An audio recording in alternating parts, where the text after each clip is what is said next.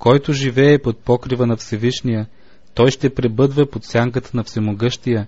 Ще казвам за Господа: Той е прибежище мое и крепост моя, Бог мой, на когото уповавам, защото Той ще те избавя от примката на ловеца и от гибелен мор, с перата си ще те покрива и под крилата му ще се скриеш. Неговата вярност е щит и закрила. Няма да се боиш от нощен страх, от стрелата, която лети денем, от мор, който идва в тъмнина, от погибел, която опустошава сред пладне. 1000 души ще падат от страната ти и 10 000 до десницата ти, но при теб няма да се приближи. Само с очите си ще гледаш и ще видиш възмездието на нечестивите, понеже ти си казал: Господ е мое прибежище, и си направил Всевишния обиталището си, затова няма да те сполети никакво зло, нито ще се приближи язва до шатъра ти, защото ще заповяда на ангелите си за теб, да те пазят във всичките ти пътища, на ръце ще те вдигат, да не би да удариш о камък крака си, ще настъпиш лъв и аспид, ще стъпчеш млад лъв и змия. Понеже Той е положил в мен любовта си, казва Господ, затова ще го избавя, ще го поставя в безопасност, защото е познал името ми. Той ще ме призове и аз ще го послушам. С него ще съм, когато е в бедствие, ще го избавя и ще го прославя. Ще го наситя с дългоденствие и ще му покажа спасението, което върша. Псалом, песен за съботния ден. Добро е да хвалим Господа и да пеем славословие на Твоето име Всевишни, да възвестяваме в ранна утрин милосърдието Ти и верността Ти всяка нощ, с десетострунен инструмент и с псалтир, с тържествена мелодия на арфа, защото си ме развеселил, Господи, с делата си, ще се радвам в делата на ръцете Ти. Колко са велики Твоите дела, Господи, твърде дълбоки са мислите Ти, несмислен човек не знае това, нито го разбира безумен, че нечестивите никнат като тревата и всички, които вършат беззаконие, цъфтят, само за да бъдат изтребени завинаги. Но Ти, Господи, до века си нависоко, защото ето враговете Ти, Господи, защото ето враговете Ти ще погинат, ще се разпръснат всички, които вършат беззаконие. Но моя рог Ти ще въздигнеш като рог на дивия вол, аз ще бъда помазан с прясно миро, и окото ми ще види повалянето на онези, които ме причакват. Ушите ми ще чуят за възмездието на злодеите, които се вдигат против мен. Праведният ще цъфти като палма, ще расте като кедър в Ливан. Насадените в дома Господен ще цъфтят в дворовете на нашия Бог, ще бъдат плодоносни и в дълбока старост, ще бъдат сочни и зелени, за да възвестяват, че Господ е праведен, моята канара, у когото няма неправда. Господ царува, облечен е с величие, облечен е Господ и опасан с мощ, също и вселената е утвърдена така, че да не може да се поклати. От векове е утвърден Твоят престол, Ти си от вечността. Господи, пороите издигнаха гласа си, пороите издигнаха бученето си. Господ, който е нависоко, е по-силен от гласовете на големи води, от силните морски вълни. Твоите свидетелства са твърде верни, на Твоя дом, Господи, подобава святост за винаги. Господи Боже, на когото принадлежи отмъщението, Боже, на когото принадлежи отмъщението, възсияй, издигни се Ти, съдия на земята, отдай на горделивите това, което им се пада. Господи, до кога нечестивите ще тържествуват? Те бъбрят, говорят надменно, всички, които вършат беззаконие, се хвалят. Те съкрушават народа Ти, Господи, и притесняват наследството Ти, убиват вдовицата и чужденеца, умъртвяват сирачетата и казват: Господ няма да види, нито ще обърне внимание Яковият Бог. Разсъдете, вие безумни между народа, вие глупави, кога ще поумнеете? Онзи, който е поставил ухото, не чува ли? Който е създал окото, не вижда ли? Онзи, който вразумява народите, който учи човека на знание, не изобличава ли? Господ знае, че човешките мисли са лъх. Блажен онзи човек, когато Ти, Господи, вразумяваш и когато учиш от закона си, за да го успокояваш през дните на нещастието, докато се изкопае ров за нечестивия.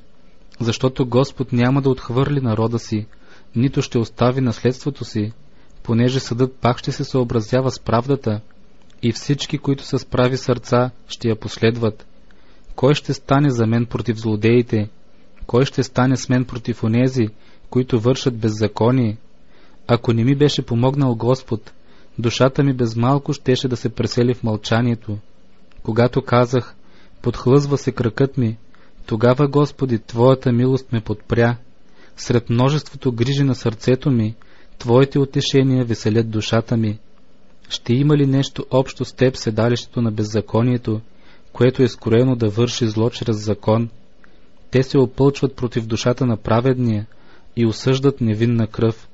Но Господ е високата моя кула. Моят Бог е канара, при която се крия.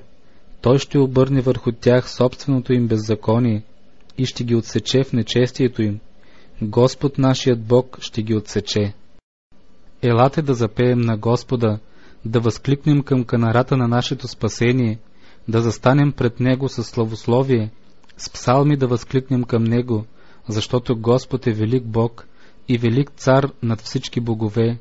В Неговата ръка са земните дълбочини и височините на планините са Негови. Негово е морето, дори Той го е направил, и ръцете му създадоха сушата.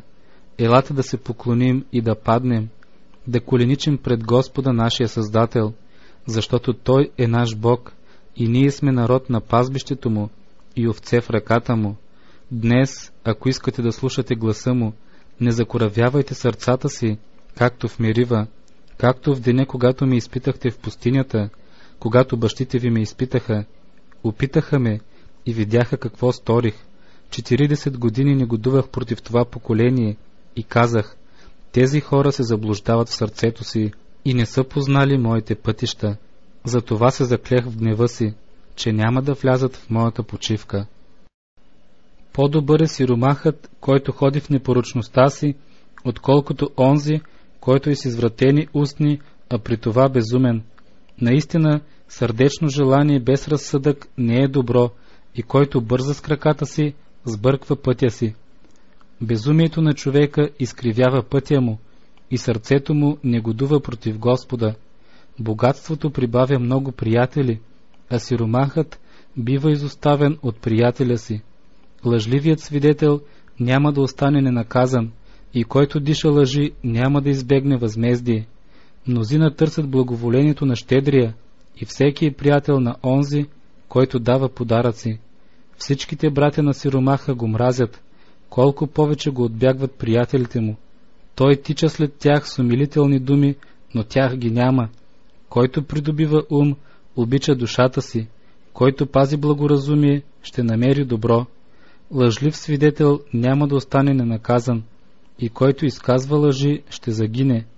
Изнежеността не прилича на безумен, много по-малко на слуга да властва над началници. Благоразумието на човека възпира гнева му, и слава е за него да не се взира в престъпление. Гневът на царя е като рев на лъв, а благоволението му е като роса на тревата. Безумен син е бедствие за баща си, и препирните на свърлива жена са като непрестанен капчук. Къща и богатство се оставят наследство от бащите, но благоразумна жена е от Господа. Ленивостта хвърля в дълбок сън и бездейната душа ще гладува. Който пази заповедта, пази душата си, а който занемарява пътищата си, ще загине. Който показва милост към бедния, заема на Господа, и той ще му въздаде за благодеянието му. Наказвай сина си, докато има надежда, и не закоравявай сърцето си да го оставиш да загине. Гневлив човек ще понесе наказание, защото ако го пожалиш, после пак ще трябва да го наказваш. Слушай съвет и приемай поука, за да станеш мъдър в сетните си дни. Има много помисли в сърцето на човека, но намерението Господне, то ще устои. Милосърдието на човека е чест за него, и сиромах човек е по-добър от този, който разочарова. Страхът от Господа спомага за живот.